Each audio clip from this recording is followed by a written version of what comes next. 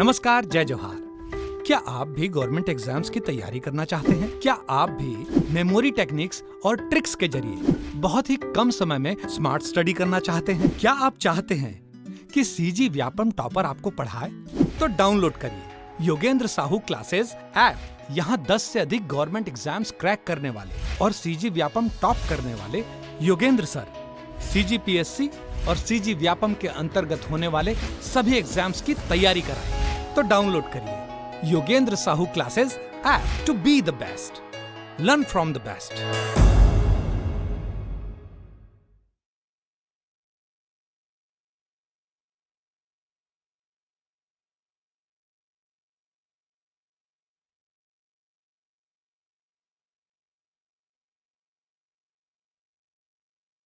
नमस्कार दोस्तों, स्वागत है आपका योगेंद्र सर ऑनलाइन क्लासेस में। हरिराम पटेल सर की कंप्यूटर विशेष अध्ययन ये सीरीज़ हम चला रहे थे, जो बीच में काफ़ी दिनों से ब्रेक लग गया था और एग्ज़ाम टाइम है तो मैं चाह रहा था कि इसे मैं पूरा कंप्लीट करा दूं। तो MS वर्ड हमारा लास्ट लेक्चर था, अगर आपको याद आ रहा होगा तो। MS वर्ड के पहले लेक्चर में हमने थोड़ा सा इंट्रोडक्शन देखा और डायरेक्ट हम MS वर्ड के शॉर्टकट कीज़ पर गए थे, क्योंकि वो बहुत ज़्यादा इंपॉर्टेंट होता है। आज हम लाइन से चलने का प्रयास करते हैं, जो भी चीज़ें छूटी हुई थी। तो बिना देरी किए हम शुरुआत करते हैं। ये वीडियो कैसा है ये आप सभी को मालूम है, ये एक किताब का ऑडियो वीडियो वर्जन है। ऑडियो वीडियो वर्जन है ताकि आपको आसानी से किताब को समझने में मदद मिल सके, इसीलिए हम प्रयास कर रहे हैं कि इसका ऑडियो वीडियो वर्जन लेकर आएँ। तो देखो, इस पर तो हम बात कर चुके थे। ये कुछ प्रचलित फाइल एक्सटेंशन का नाम है, इसको मैं बता देता हूँ फिलहाल इस लेक्चर में, फिर हम आगे बढ़ेंगे। जैसे मेरे नाम के पीछे क्या लिखा है, योगेंद्र कुमार साहू, मतलब साहू मेरा टाइटल हो गया, एक्सटेंशन हो गया। इसके माध्यम से हम ये समझ सकते हैं कि मैं कौन से कैटेगरी से बिलोंग करता हूँ, कौन सी जाति से बिलोंग करता हूँ। बस वैसे ही किसी फाइल के एक्सटेंशन से हम जज कर सकते हो कि फाइल किस प्रकार का है। तो .doc डॉक ये वर्ड डॉक्यूमेंट होता है, और देखना साथ में साथ docx docx ये भी MS वर्ड का होता है। लेकिन याद रखिए, जो डॉक है वो 2007 से पहले के MS वर्ड के फाइल एक्सटेंशन थे। 2007 वाला और 7 के बाद से जो भी आ रहे हैं सब में फाइल एक्सटेंशन docx लगता है। TXT टेक्स्ट फाइल होता है, XLS ये MS एक्सेल के फाइल हैं, और यहाँ भी XLX अगर देखें तो एक्सेल फाइल की बात की जाए, इसमें भी 2007 में आपको थोड़े चेंजेस देखने को मिलेंगे। .exe मतलब executable file, PMD page maker file, JPG joint photographic expert group graphics file MS का होता है, मतलब ये इमेज वाला है। और .ba की ये बैकअप डेटा फाइल है। .bas basic program file. .wav ये साउंड या वेव फाइल है, इसको याद रखना, ऑडियो साउंड वेव फाइल है। PPT MS पावर पॉइंट में बनता है, ठीक है। डॉक वाले पे तो चर्चा कर ही लिए हम लोग, ठीक। चलो, उसके बाद ये बेसिक पॉइंट्स के बारे में हम लोग पढ़ लेते हैं। यह एक वर्ड प्रोसेसिंग सॉफ्टवेयर है। MS वर्ड क्या है? एक वर्ड प्रोसेसिंग सॉफ्टवेयर है। वर्ड प्रोसेसिंग कहने का तात्पर्य है, जो भी हम वर्ड्स लिख रहे हैं, सेंटेंस लिख रहे हैं, अल्फ़ाबेट्स लिख रहे हैं, कोई लेटर लिख रहे हैं, कोई डॉक्यूमेंट तैयार कर रहे हैं, उसको हम कैसे एडिटिंग डिज़ाइन कर सकते हैं, उसको आकर्षक बना सकते हैं, सुंदर बना सकते हैं, वही काम वर्ड प्रोसेसिंग सॉफ्टवेयर का होता है। उसमें से सबसे फेमस वर्ड प्रोसेसिंग सॉफ्टवेयर कौन सा है? MS वर्ड है, जिसे अमेरिका के माइक्रोसॉफ्ट कंपनी ने विकसित किया था, ठीक है। 1985 में मैक ऑपरेटिंग सिस्टम के लिए माइक्रोसॉफ्ट वर्ड का एक ग्राफिकल संस्करण तैयार किया गया, और 1990 में MS ऑफिस के प्रथम संस्करण में सॉफ्टवेयर जोड़ा गया। नए MS वर्ड डॉक्यूमेंट का डिफॉल्ट नेम document1 होता है, तथा फाइल फॉर्मेट या एक्सटेंशन नेम डॉक या docx होता है। docx का डिफरेंस मैं बता दिया था, ठीक है। ये document1 क्या होता है?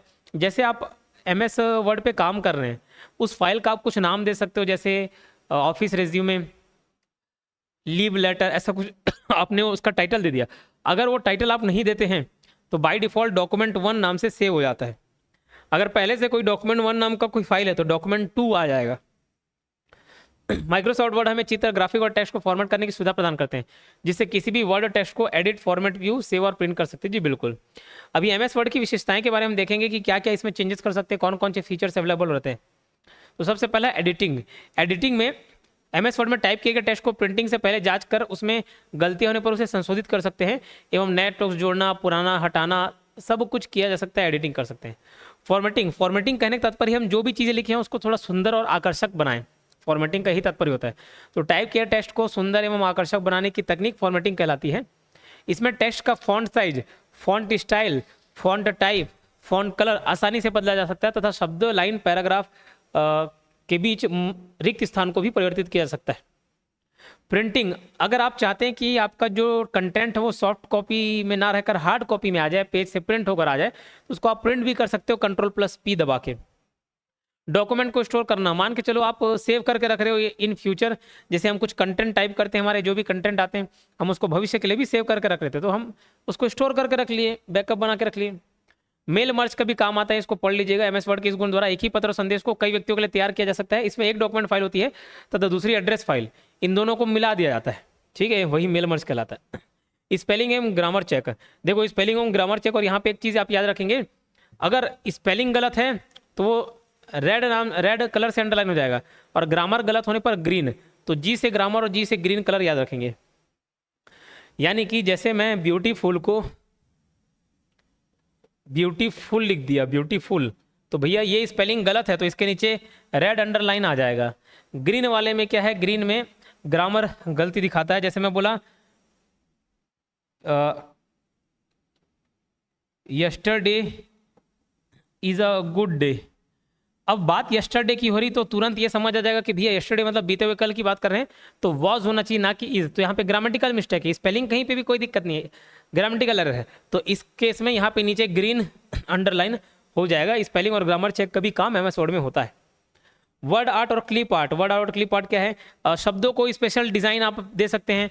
देखना वर्ड आर्ट में ऐसे डिजाइन रहेगा, अल्फाबेट्स, मतलब योगेंद्र साहू, ये बहुत तिमाली करते थे इसमें, योगेंद्र साहू ऐसे हो गया, ऐसे हो जाएगा, किस भी अलग अलग प्रकार का डिजाइन। तो वर्ड आर्ट एवं क्लिप आर्ट से ये किया जा सकता है। ऑटो करेक्ट, आपकी मोबाइल में भी स्पेशल फीचर होंगे, जब हम इंग्लिश लिखने जाते हैं इंग्लिश में तो बहुत सारी स्पेलिंग हमसे गलत होती है, तो ऑटोमेटिक उसको सुधार देता है, ऑटो करेक्शन का ऑप्शन रहता है ना, तो ऑटो करेक्शन भी एमएस वर्ड में हो जाता है अगर आप उसको ऑन करेंगे तो। कुछ ग्राफिक्स डाल सकते हैं, ड्राइंग वगैरह बनाने की सुविधा होती है, और इवन आप इसमें इंसर्ट कर सकते हैं। जब आप एमएस वर्ड में काम करेंगे ना तो फाइल व्यू ऑप्शन, वैसे ही इंसर्ट ऑप्शन आता है, इंसर्ट में आप जाके बहुत सारे पिक्चर, इलस्ट्रेशन, ये सब फोटोज, इमेज भी डाल सकते हैं आप। ऑब्जेक्ट लिंकिंग एंड एम्बेडिंग, यह एक प्रकार की प्रोग्राम इंटीग्रेशन टेक्नोलॉजी है जिसका प्रयोग करके वस्तुओं के द्वारा सूचनाओं को प्रोग्राम के मध्य शेयर किया जाता है तथा शो किया जाता है। थेसरस, थेसरस मतलब एक प्रकार का डिक्शनरी है जहाँ पे सिनोनिम्स दिए रहते हैं, उस वर्ड का मीनिंग दिया रहता है दूसरे अर्थ में, और क्या बोलेंगे उसको, ये सब दिए रहते हैं। तो इस सॉफ्टवेयर में एक कॉम्प्रिहेंसिव डिक्शनरी और शब्दकोश होता है जो एक शब्द के कई पर्यायवाची सिनोनिम्स दे देता है। बुलेट्स और नंबरिंग, जैसे ये नंबरिंग हो रहा है ना 1 2 3 4 5 6 ऐसे करके, ये जो आप नंबरिंग देख रहे हैं इसके जगह आप बुलेट्स पॉइंट भी दे सकते हैं। बुलेट्स में बहुत सारे डिजाइन हो सकते हैं, सितारा हो सकता है, नॉर्मल एक एरो हो सकते हैं, बहुत सारे डिजाइन हो सकते हैं। तो ये बुलेट्स और नंबरिंग देने का भी काम आप एमएस वर्ड में कर सकते हो, ठीक है। उसके बाद फाइंड एंड रिप्लेस का ऑप्शन, देखो एक बहुत ही अच्छी सुविधा है। मान के चलिए मैं एक लेटर तैयार कर रहा हूँ, टू द प्रिंसिपल करके लेटर तैयार किया, I am Yogendra Kumar Sahu student of your school this this this, ऐसा करके दुनिया भर का मैंने एक लेटर तैयार किया कि मुझे भैया छुट्टी चाहिए। क्या चाहिए? छुट्टी चाहिए। अब यही लेटर राहुल को भी लिखना है, तो राहुल फिर से एमएस वर्ड में टाइप थोड़ी ना करेगा, वो बस क्या करेगा, एमएस वर्ड में जो ये मेरा सॉफ्ट कॉपी था ना उसमें जाएगा, कौन सा बटन दबाएगा, देखो आपको एक बटन देखने को मिलेगा Ctrl+H, इसमें फाइंड एंड रिप्लेस ऑप्शन खुल जाता है। फाइंड एंड रिप्लेस में मैं योगेंद्र के जगह राहुल कर दूंगा ना, तो जहां जहां पे योगेंद्र नाम लिखे रहेगा वहां पे क्या आ जाएगा, राहुल आ जाएगा। ये फाइंड एंड रिप्लेस का ऑप्शन भी एमएस वर्ड में होता है, ठीक है। तो ध्यान रखना, चाहे आप Ctrl+G दबा लो या Ctrl+H दबा लो, ये आपको, या Ctrl+F दबा लो, फाइंड,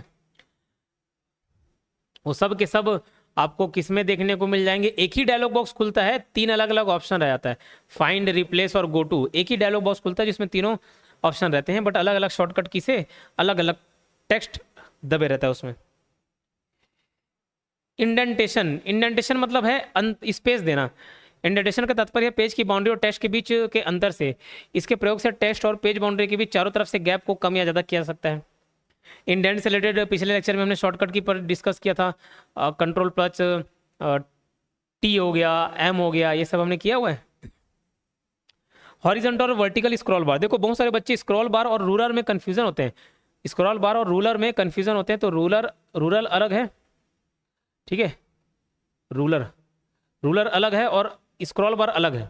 स्क्रॉल बार इधर राइट साइड में रहता है, जिसको पकड़ के जैसे मैं ये पेज को आगे पीछे कर सकता हूँ ना, वैसे ही स्क्रॉल बार से हॉरिजॉन्टल वर्टिकल स्क्रॉल बार होता है। हॉरिजॉन्टल मतलब ऐसे, वर्टिकल मतलब ऐसे, इसको पकड़ के आप पेज को खिसका सकते हैं। लेकिन जो रूलर होता है वो क्या होता है, जैसे मैं अगर रूलर यहाँ पे है तो कर्सर भी यहीं से होगा, मैं जो भी लिखना चाहूँगा यहाँ पे, अगर मैं रूलर को खिसका के यहाँ रख सकता हूँ तो कर्सर भी यहाँ से दिखाई देगा, यहाँ से लिखना चालू होगा।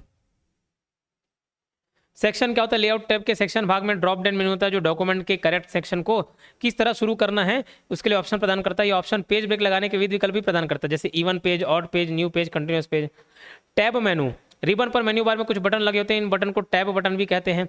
ठीक है, जैसे आपका सबसे ऊपर में टाइटल बार होता है, फिर मेन्यू बार में बहुत सारे मेन्यू टैब्स होते हैं। ठीक, रिबन होते हैं, रिबन मतलब जितने भी आकृति दिखती रहती है ना, सारे के सारे रिबन कहलाते हैं। तो इसका प्रयोग कैरेक्टर को संपादित करने, डॉक्यूमेंट का लेआउट बदलने, पेज के अनेक प्रकार के प्रीव्यू देखने, पेज में कोई नया चित्र, ग्राफ आदि जोड़ने के लिए करते हैं। टैब्स के अंतर्गत निम्नलिखित बटन आते हैं, होम टैब है, इंसर्ट टैब है, ये सब मेन्यू बार के अंदर आपको देखने को मिल जाएगा ना। तो होम टैब, इस टैब में clip board, font, paragraph, style, editing, bullet numbering, ये सारे पॉइंट्स होते हैं। ठीक, हम इसको पिछले बार देख चुके हैं। ध्यान रखना, कई बच्चे कंफ्यूज होते हैं होम टैब में, इंसर्ट टैब में, रिव्यू टैब में क्या क्या होता है, ये थोड़ा दिक्कत आता है बच्चों को। तो ध्यान रखना, एमएस वर्ड में आप क्या काम करने जा रहे हो भैया, आपका एमएस वर्ड में काम है लिखना, थोड़ा उस लिखे को सुंदरता प्रदान करना, डिजाइन प्रदान करना, कलर प्रदान करना, स्पेस देना, पैराग्राफ देना, लेफ्ट अलाइनमेंट, राइट अलाइनमेंट। तो भैया किसी भी के होम में जो भी जरूरत की चीज़ें होंगी सारी चीज़ें होम में मिलेंगी, घर में मिलेंगी। तो वैसे ही जितने भी टाइप करने से रिलेटेड कंटेनर सारे के सारे होम में मिल जाएंगे। लेकिन अब कुछ आपको पिक्चर डालना है तो वो एमएस वर्ड का काम नहीं है, वो आपको अलग से लाना पड़ेगा।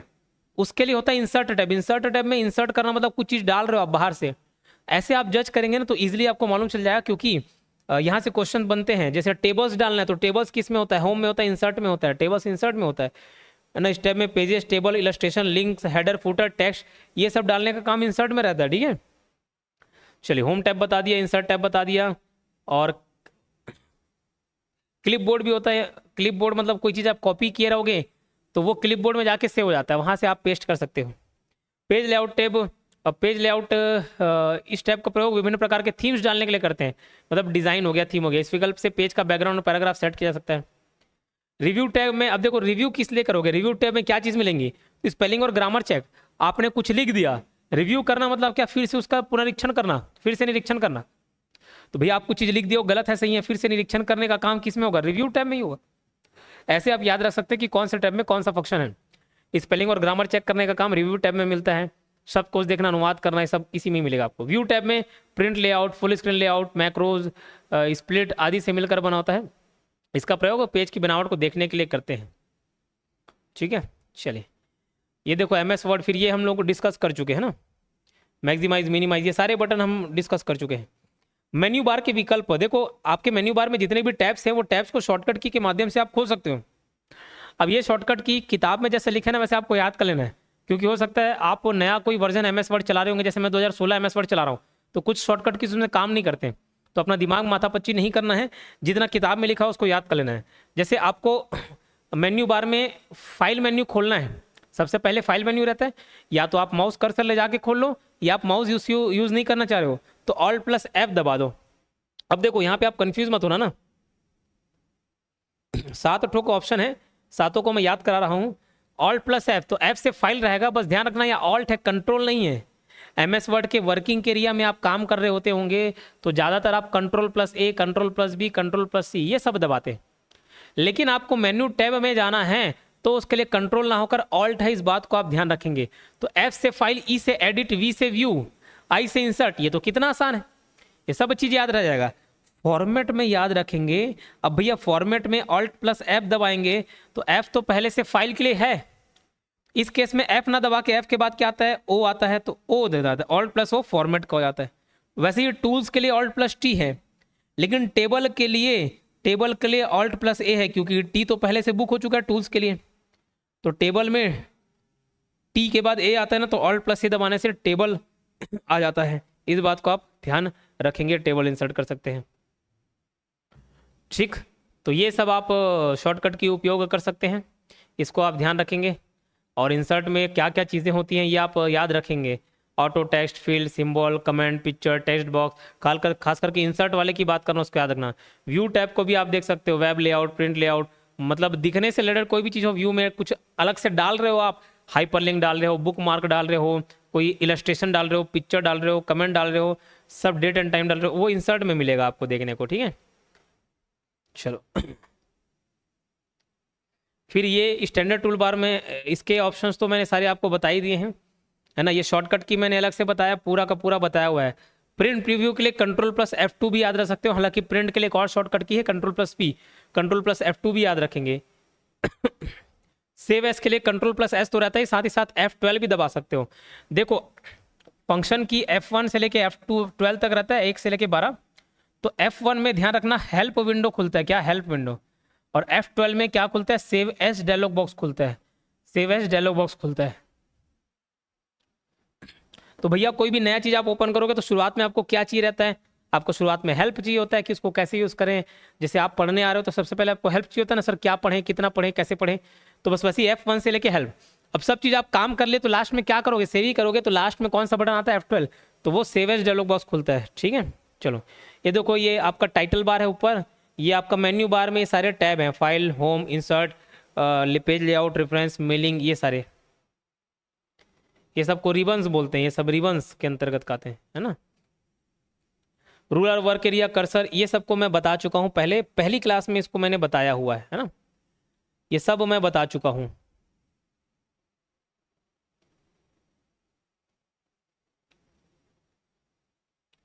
इसको देख लेते हैं, ऑब्जेक्ट या टेक्स्ट को सेलेक्ट करना। तो हम अगर पूरा टेक्स्ट सेलेक्ट करना चाहते हैं तो Ctrl+A दबा देंगे, सब हो जाएगा। नहीं तो माउस के माध्यम से भी बटन को ऐसे क्लिक करके, डबल क्लिक करके ऐसे जहाँ तक ले जाऊंगा वहाँ तक सेलेक्ट हो जाएगा, या फिर Shift+Arrow की दबाने से भी ये हो जाता है। जैसे Shift+Arrow की, राइट वाला एरो की दबाना तो राइट वाला सेलेक्ट होते जाएगा, लेफ्ट वाले में लेफ्ट सेलेक्ट होते जाएंगे। इसको आप याद कर सकते हैं माउस के माध्यम से। देखो ये बहुत इंपॉर्टेंट है, डबल क्लिक करोगे, मान के चलो मैं यहाँ पे ऐसे डबल क्लिक किया तो ये का पूरा डबल वाला सेलेक्ट हो जाएगा। तो डबल क्लिक से एक शब्द सेलेक्ट होते हैं, ट्रिपल क्लिक से लाइन सेलेक्ट नहीं होता, पूरा का पूरा पैराग्राफ सेलेक्ट हो जाता है, ध्यान रखना, पूरा का पूरा पैराग्राफ सेलेक्ट हो जाता है, ठीक है, समझ आई बात। बहुत सारे पैराग्राफ चुनने हैं। अब जैसे एक पैराग्राफ ये लिखा हुआ है, स्पेस करके ये पैराग्राफ लिखा हुआ है, ऐसे बहुत सारे पैराग्राफ हैं। तो इसमें 3 बार क्लिक किए, ये वाला पैराग्राफ सेलेक्ट हो गया, अब कंट्रोल दबा दो, कंट्रोल दबा के दूसरे बार में फिर 3 बार दबाओ, ऐसे करके बहुत सारे को आप चुन सकते हो, ठीक। अब अगर आपको एक वाक्य चुनना है तो उसके लिए कंट्रोल को दबा कर रखें एवं माउस को क्लिक करें, जिससे एक सेंटेंस सेलेक्ट हो जाएगा। बहुत सारे पैराग्राफ को चुनने के लिए बता दिया। पूरे डॉक्यूमेंट को चुनने के लिए to select entire document, mouse के पॉइंटर को पैराग्राफ के बाईं ओर ले जाएं तथा राइट होने पर 3 बार क्लिक करें। फिर ये उतना नहीं पूछता है जितना पूछता है, मैंने बता दिया। ये देखो माइक्रोसॉफ्ट वर्ड के फंक्शन की शॉर्टकट F1 में हेल्प था और F12 में क्या था, सेव एज था, ठीक है। उसके बाद देखो जो इंपॉर्टेंट है वो मैं आपको बताता हूँ।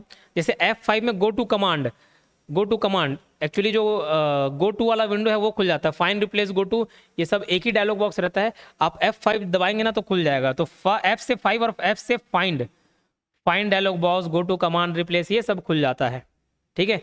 S से 7 और S से स्पेलिंग, S से स्पेलिंग, F7 में स्पेलिंग एंड ग्रामर खुलता है, F9 में रिफ्रेश हो जाता है, F10 में हाईलाइट ट आ रहा है, light light highlight menu bar F9 में रिफ्रेश हो जाता है, F6 में go to next frame, F4 में 4 आ रहा है, 4 में लास्ट में आता है repeat, repeat last action, F3 में insert and auto text entry, F2 में मूव टेक्स्ट और ग्राफिक्स, ये पूरे फंक्शंस कीज हैं, ठीक है। F11 में गो टू नेक्स्ट फील्ड। फिर शॉर्टकट की तो ये मैंने लाइन से सारे बता दी हैं। Ctrl+C से कॉपी होता है, साथ ही साथ Shift+F2 से भी होता है, पहले लेक्चर में हम इसको देख चुके हैं। प्रिंट के लिए Ctrl+Shift+F12,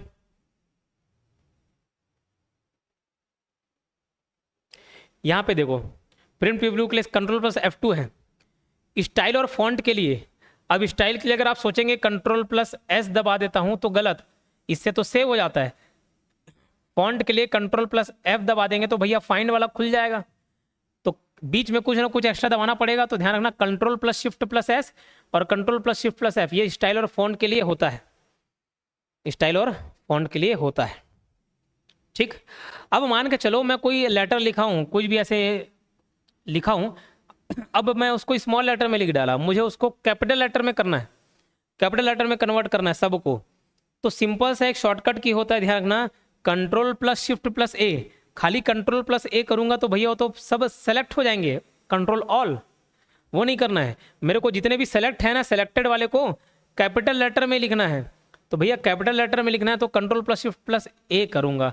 ए से रखना, देखो भैया ए मतलब शुरुआती अल्फाबेट हो गया, ए मतलब शुरुआती अल्फाबेट हो गया, और पहला अल्फाबेट हमेशा बड़ा ही लिखते हो, आप जानते हो कोई भी सेंटेंस स्टार्ट करोगे तो पहले अल्फाबेट को हम लोग बड़ा ही लिखते हैं, तो उस तरीके से आप याद रख सकते हो कंट्रोल प्लस शिफ्ट प्लस ए में कन्वर्ट अपर केस मतलब कैपिटल लेटर, और के में काट देना मतलब काट दोगे तो छोटा हो जाएगा, तो कंट्रोल प्लस शिफ्ट के में ये लोअर केस में तब्दील हो जाता है, सभी अक्षर छोटे हो जाते हैं।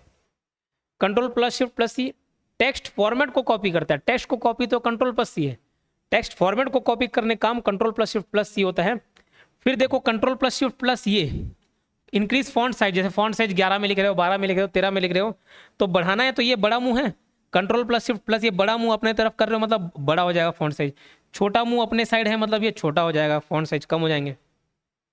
शिफ्ट प्लस F7 से थिसॉरस मतलब पर्यायवाची कमांड होती खुलता है, और F7 स्पेलिंग चेक के लिए है, कंट्रोल और F दोनों काम करते हैं उसमें। शायद किसी फाइल को डिलीट करने के लिए क्या किया आता है, देखो अगर मेरा कर्सर यहाँ पे है, मैं बैक स्पेस दबाऊंगा ना तो पीछे से बैक से डिलीट होना चालू होगा, डिलीट बटन एक होता है, डिलीट बटन दबाऊंगा तो राइट साइड से डिलीट होना चालू होगा। यहाँ पे कर्सर और मैं कंट्रोल प्लस डिलीट दबा दिया तो इधर से राइट साइड जो भी है ना सब डिलीट हो जाएगा। शिफ्ट प्लस डिलीट ये किसी फोल्डर को डिलीट करने के लिए करते हैं, मान के चलो कोई फोल्डर है इसको मैं परमानेंट डिलीट करना चाह रहा हूँ, कोई वीडियो है, कोई फोटो है, कोई भी फाइल है उसको मैं परमानेंट डिलीट करना चाह रहा हूँ, तो शिफ्ट प्लस डिलीट कर दूंगा तो परमानेंट डिलीट हो जाएगा। लेकिन अगर किसी फाइल को मैं सेलेक्ट करके किसी फाइल फोल्डर को सेलेक्ट करने के बाद केवल और केवल डिलीट बटन दबाता हूँ तो वो डिलीट तो हो जाएगा, लेकिन वो रिसाइकल बिन में जाके सेव हो जाएगा, रिसाइकल बिन में चले जाता है, चाहे तो आप उसको बाद में रिस्टोर भी कर सकते हो। Control plus alt plus delete ये क्या होता है, कोई कंप्यूटर कभी हैंग मार देता है तो कंट्रोल प्लस ऑल्ट डिलीट दबाओगे तो वो टास्क मैनेजर खुल जाता है, उसमें ऑप्शन दिए रहते हैं कि सारे प्रोग्राम को आप बंद कर दो अगर कंप्यूटर हैंग मार रहा है तो, ठीक है, तो सारे प्रोग्राम को आप क्लोज कर सकते हो कंट्रोल प्लस ऑल्ट डिलीट के माध्यम से। पेज से संबंधित शॉर्टकट की हम देखते हैं।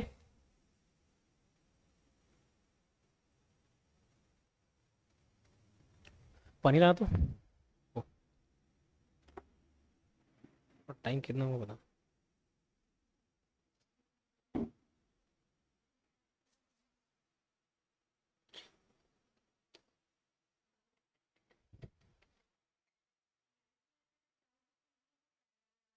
वहाँ नीचे करना है, लाइव क्लास नीचे रहेगा।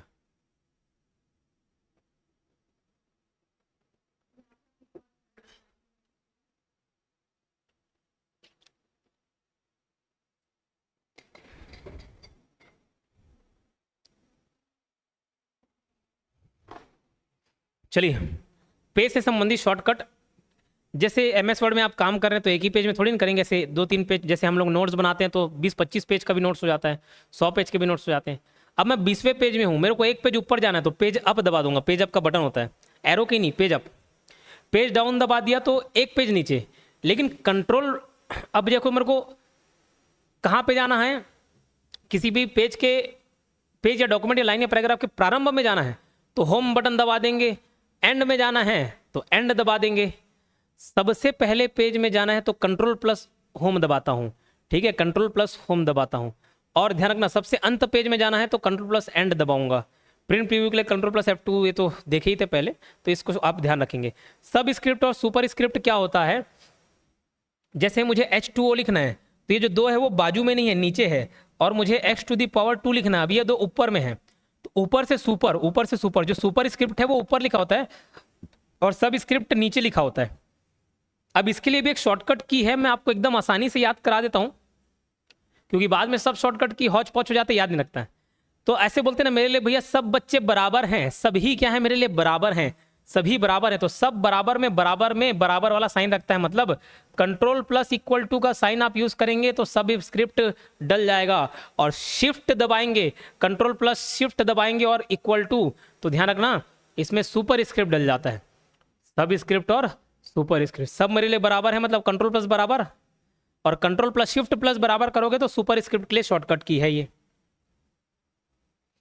चलो क्लिप आर्ट तो डिजाइन है, बहुत सारे डिजाइन है क्लिप आर्ट, वर्ड आर्ट भी वैसी शब्दों के कलात्मक समूह हैं, और ऑटो करेक्ट हो जाता है, कोई आप गलती लिखे हैं जैसे ब्यूटीफुल का उदाहरण दिया, पेज व कॉलम ब्रेक मतलब वहाँ से दूसरे पेज में चले जाएंगे, दूसरे कॉलम में चले जाएंगे, ये पेज और कॉलम ब्रेक कहलाता है। फुट नोट, एंड नोट और हेडर और फुटर समझा देता हूँ। मान के चलो ये ऊपर में लिखा है अन्य तथ्य करके, ये हेडर है। ठीक यही चीज़ अगर नीचे होता तो ये फुटर हो जाता। क्या हो जाता? फुटर हो जाता। अब फुट नोट और एंड नोट क्या है? ये इतना सारे पॉइंट लिखने के बाद मान के चलो यहाँ पे कोई पॉइंट आ गया, यहाँ पे कोई कॉलम, यहाँ पे मैं स्टार दबा दिया और कॉलम को एक्सप्लेन करना चाह रहा हूँ कि कॉलम क्या है, तो स्टार करके यहाँ पे नीचे में एक थोड़ा सा नोट लिख दिए, इसको बोलते हैं हम लोग फुट नोट। तो उसी पेज के नीचे अगर रहेगा तो फुट नोट, लेकिन मैं चाह रहा हूँ कि भैया यहाँ पे हौच-पच ना करूँ, इसको सभी पूरा डॉक्यूमेंट खत्म होने के बाद लास्ट पेज में रहे तो वो एंड नोट कहलाएगा। तो फुट नोट, एंड नोट सब मेरे ख्याल से क्लियर हो गया होगा। इसमें मार्जिन भी अगर होगा तो बता देता हूँ, हाँ इंडेंट मार्जिन भी है। जूम करना तो आप जानते होंगे, MS वर्ड में अभी 10% से लेके 500% तक होता है जूम, याद रखना है ना, 400% नहीं है, 500% है, उसको याद रखेंगे आप। तो ये 2010 वाले में है, अभी मैं 2016 में काम कर रहा था, उसमें भी 500% है। इंडेंट मतलब मार्जिन की बात की जाती है, मार्जिन की बात की जाती है। आप टैब दबा के इंडेंट बढ़ा सकते हो, बहुत सारे शॉर्टकट की भी हैं। उसके बाद रूलर से भी आप इंडेंट बढ़ा सकते हो। मार्जिन क्या होता है? देखो मार्जिन 4 प्रकार का मार्जिन बोला, एक्चुअली 5 प्रकार का मार्जिन होता है, मैं पांचों प्रकार बता देता हूँ। लेफ्ट, राइट, टॉप और बॉटम, और एक होता है गटर मार्जिन। क्या होता है? Gutter margin. मार्जिन मतलब होता है थोड़ा सा स्पेस, थोड़ा अंतर। जैसे बोलते हैं ना भैया ये सामान प्रॉफिट मार्जिन नहीं है ज़्यादा, आप कुछ कपड़ा खरीदने जाओगे वो बताएगा 800, आप बोलोगे 700 में दे दो, बोलेंगे नहीं नहीं दीदी नहीं भैया इसमें ज़्यादा मार्जिन नहीं है। मार्जिन मतलब गैप नहीं है, है ना, कोई प्रॉफिट का हिस्सा हमारे लिए नहीं बच रहा है। तो मार्जिन मतलब स्पेस देना। अब मान के चलो मैं हमारे जो डॉक्यूमेंट देखे होगे तो वो यहाँ तक लिखा रहते हैं, ये पेज में भी आप सोचो ये पूरा आखिरी तक लिखा रहता तो कैसा दिखता? दिखने में अटपटा दिखता। तो अगर आपको लेफ्ट साइड से मार्जिन चाहिए तो लेफ्ट मार्जिन बोलेंगे, राइट साइड से स्पेस चाहिए राइट मार्जिन, टॉप से चाहिए टॉप मार्जिन, और साउथ से चाहिए मतलब नीचे से चाहिए तो बॉटम मार्जिन। बोले सर ये गटर मार्जिन क्या है? गटर मार्जिन और स्पेस होता है। मान के चलो आप स्पाइरल नोट्स करवा रहे हो तो इतना हिस्सा तो भैया स्पाइरल में दब जाएगा, तो जो हिस्सा स्पाइरल के लिए बाइंडिंग के लिए बचाते हैं जो स्पेस, उसको हम लोग गटर मार्जिन बोलते हैं। टेम्पलेट्स पहले से ये डिज़ाइन वगैरह होते हैं। ये मेरे ख्याल से मैंने पूरा की चीज़ क्लियर कर दिया। अब अगले वीडियो में हम लोग MS एक्सेल देखेंगे। तो ये सीरीज़ आप क्या चाहते हैं कब तक मैं ख़त्म करा दूँ ये मुझे बता दीजिएगा, क्योंकि हम देखो वीडियो आपके लिए बनाते हैं, आप ही से देखना पसंद नहीं करेंगे तो हम क्यों बनाएंगे, इस बात को आप समझिएगा, ठीक है। क्योंकि हमारे पास समय सीमा बहुत कम है, सीमित समय में हमको ये वीडियो भी रिकॉर्ड करना है, इसको भी। तो सेशन को ज़रूर लाइक कर दिया कीजिए, देखा कीजिए वीडियोस को। अब नहीं देखेंगे इसी में 2, 3, 4, 5 हज़ार लोग देखेंगे और किसी दूसरे वीडियो में 20, 25, 30 हज़ार लोग देखेंगे। तो मेरा ये कर्तव्य बनता है कि जो 20, 25 हज़ार लोग चाह रहे हैं उसको पहले फुलफिल किया जाए, ठीक है। अब इससे ये समझ आता है ना कि बच्चे को इसमें इंटरेस्ट है ही नहीं, तो जिसमें बच्चों को इंटरेस्ट होगा ही नहीं तो हम काहे अपना उसमें समय दें। तो बेशक अगर आपको ये सेशन अच्छा लगता है तो कमेंट बॉक्स में लिख के बताया कीजिए और लाइक भी किया कीजिए। मिलते हैं और किसी वीडियो में, धन्यवाद।